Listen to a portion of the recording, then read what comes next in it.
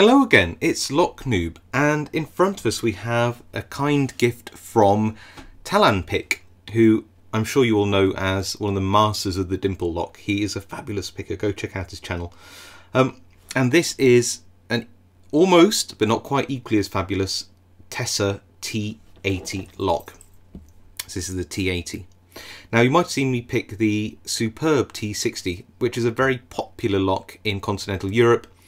Pretty high security, purely because it's made by Tesa, who are now owned by Assa Abloy. And Tesa are famous for making not only high quality locks, but having lots of tapered pins on the inside as well. So they're not very easy picks, but the T60 is an absolute classic. The T80, as you might guess, is, well, it's a little bit tougher than the T60 in my opinion. If you look at the key, you'll notice two extra sort of dimples in the top, and you might think that they are, much like in a multi-lock or something similar, key control pins. Ones which have to align to certain holes, but they are passive and don't actually block the a keyway if you don't insert a key. This isn't the case. These are extra pins aligned to position 2.5 and I guess you'd call it 4.5, so really between pins 2 and 3 and 4 and 5, albeit on the opposite side of the lock. If you look at the top, you'll see how they must have assembled this by putting the top pins in last and then pushing brass plugs in on top. So essentially this is an 8-pin lock, 6 at the bottom and 2 at the top. And I don't want to do any real spoilers on this lock, but it's Tesa and Assa Abloy, so please expect at the end when we gut this to see some very classic Tesa and Assa Abloy features. Okay, so yeah, the key is, if you look at the bitting, it's very, very nice. It's actually quite tough bitting because these pins at the front don't need setting hardly at all, which definitely protects the pins at the back, which need to be set very deep. And that means getting your flag around it is difficult, and you'll need to have the right flag. Depressingly, it works as smooth as butter. I always find these locks which have you know, more pins and different security features, they should sort of act in a crusty and crunchy way, but no, it's just made so well. The flag I'm using, and I normally use some modified Chinese ones, but this works perfectly. This is a multi-pick, and this is the number 4. Why is that so good? Well, if you look at the tip, it's very, very thin, which means that it can slide over at a slight angle, slide past the high set key pins without oversetting them. And if you look at how the flag is, I might need to autofocus it, sorry, lock focus on the lock for you so it doesn't go out of focus, but you'll see that the flag is just long enough to not pick the warding, but pick all the way down between the warding on the left and the right. So yeah, I'm going to take the circlip off the back and then throw it in a vise, and we'll get and pick it. Hope you enjoy, and I'll see you in a second. Okay, so first thing to do, get a bit of tension on the lock, make sure your core's moving freely. I'm going to be picking clockwise, but that means that the top pins will need to be picked also clockwise, which makes them a little hard to set sometimes, but slide the pick in at the top, 1, 2, and I can feel where pin 3 is. It sort of comes down from the top and rests, so 1, 2, find that little pin, push it up, really positive click out of that.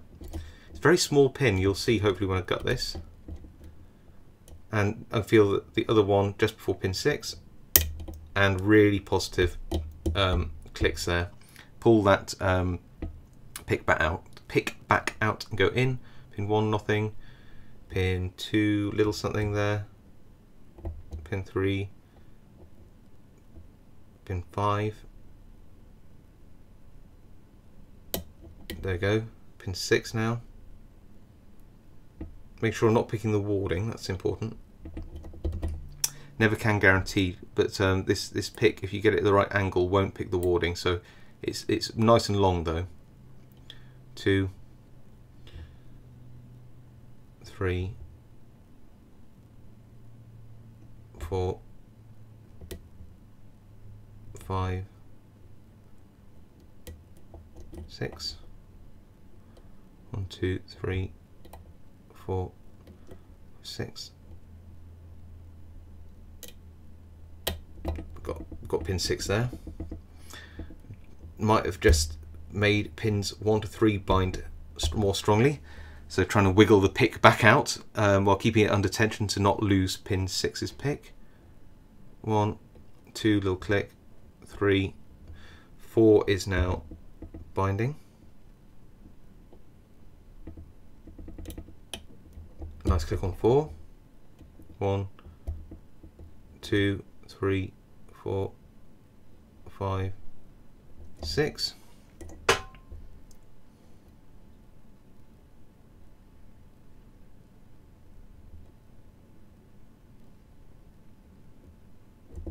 May have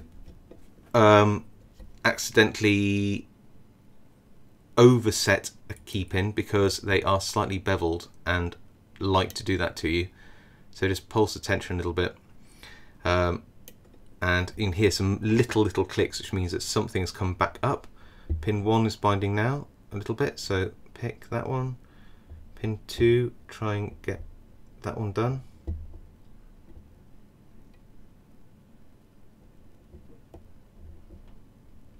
I think it's 5 again, just popped up. There we go, better click off that. Pin 6.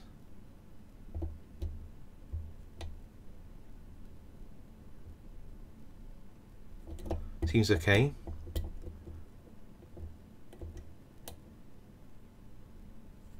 Four.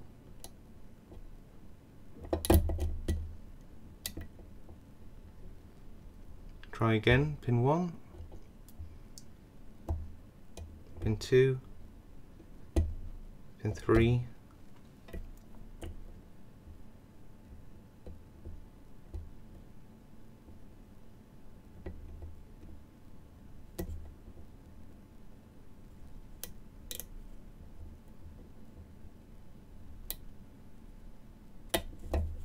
Got a really positive click out of 5 there.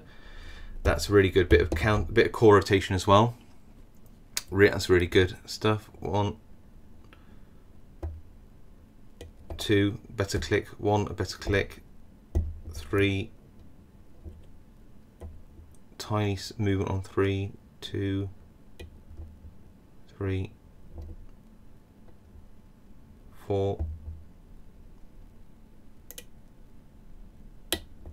Really positive click on 4, which I think has made pins 1 to 3 bind a little bit heavier. This is all good news, by the way. You have to take your time with this lock. 1, 2, 3, back to 1, 2, 3, 4, 5, 6. So when the lock's in this state, you see me pulsing the tension there. It's probably picked, but we probably overset something. So 2 things I do is go in with really heavy tension and just tap the tops of the pins to make sure I've fully set everything that needs to be set.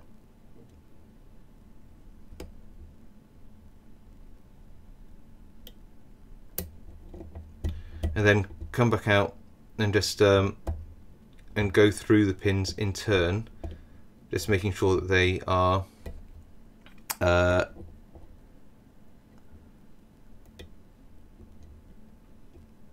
re-picked if they need to be. And worst comes to worst, we'll let some tension off and let the lock reset some of those pins a little bit more if we need to. So pin 1, and we got an open. Phew, that was just pin 2 holding us back. Now that pick was just under 6 minutes. Not quite, it's probably about 5 minutes 40 seconds. That's actually a good time for a lock like this, I would say, because it does take patience.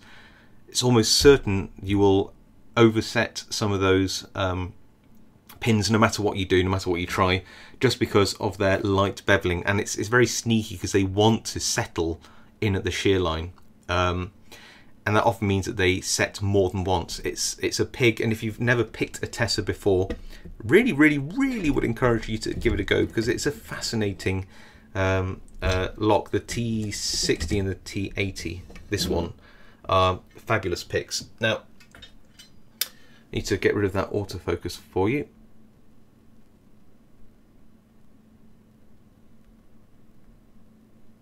I think that's okay, and we'll have a go at gutting it. Now, I don't normally, I've started to actually speed up the guttings of locks, and with good reason, as they're a bit boring, but this one is probably worth hanging around for. I've partially disassembled it so I can actually get a follower in, and the reason why I want to take this apart on camera is just to provide some warnings as you go.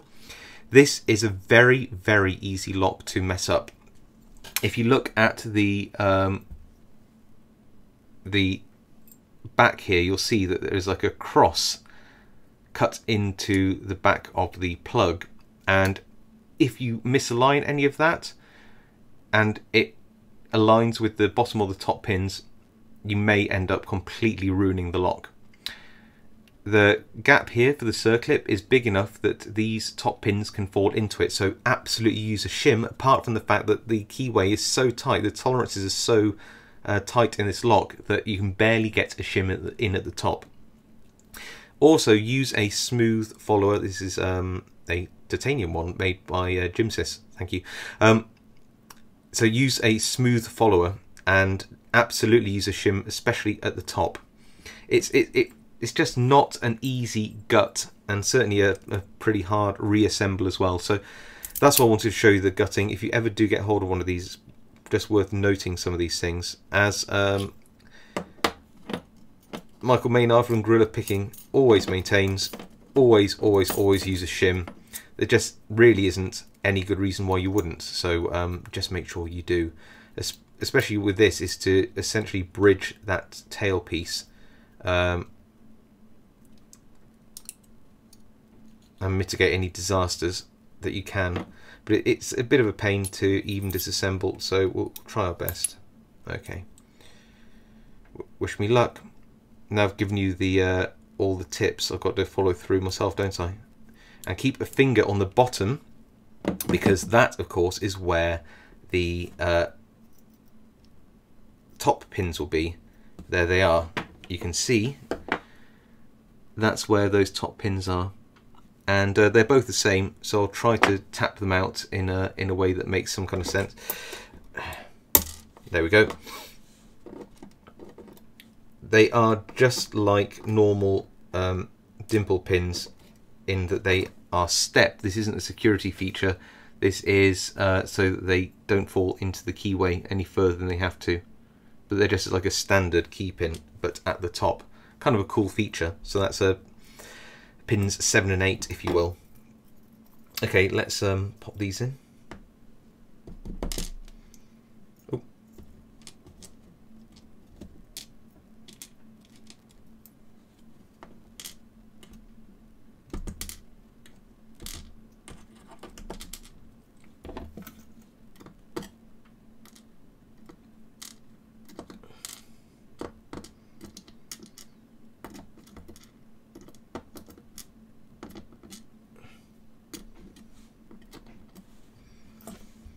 What I've done is I've put the top pins where they roughly align. They more go into these two positions here, roughly align with the lock on the inside. Now, here's some fun, because luckily they are not directly aligned below the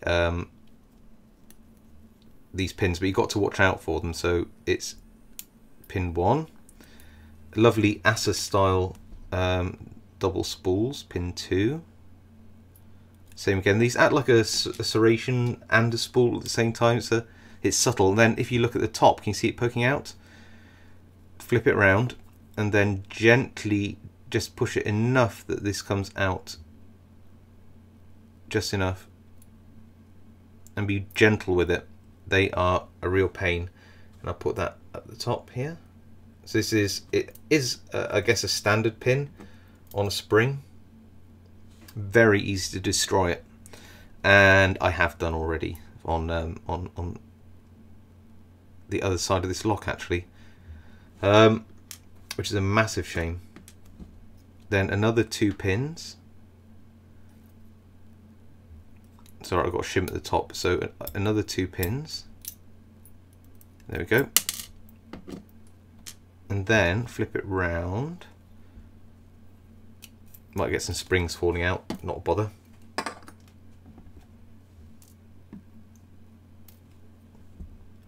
And then seek that second. Can you see him just down in there? The second top pin.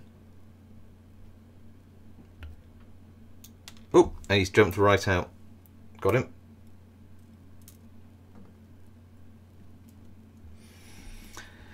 Back round again.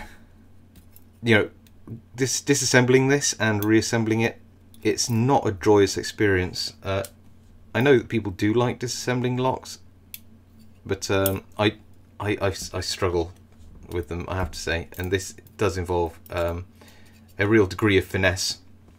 But there you go, it's worth having a look inside this actually now we've done it. You'll see they've got the bottom 6 chambers there, and at the top you can see there's little holes for the top pins, so the spring and the pin all sit there at the same time. Right, let me bring this up to the camera and get some good focus on it for you. So what you can see is a lock which really likes to be overset. So the top pins, which are all standard and not beveled, they are sort of Assa style spools, act a bit like a cross between a serration and a spool, and the bottom pins are serrated as well to the same degree.